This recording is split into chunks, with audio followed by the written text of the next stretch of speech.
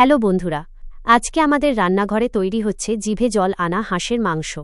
আর আজকের রাঁধুনি কিন্তু খুব স্পেশাল, আমাদের বড় রাঁধুনি।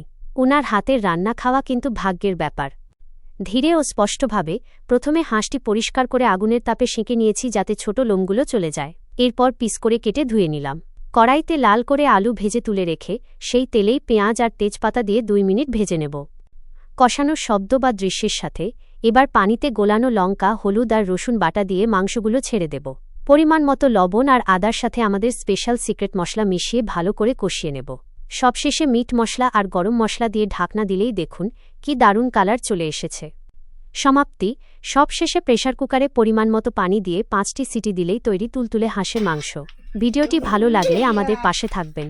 ধন্যবাদ। আয়াতের বড় পাপার হাতের এই রান্নার স্বাদ সত্যিই অতুলনীয়। ওনার মতো এমন গুণী রাঁধুনির হাতের রান্না খাওয়া আসলে ভাগ্যের ব্যাপার। আপনার ভিডিওর জন্য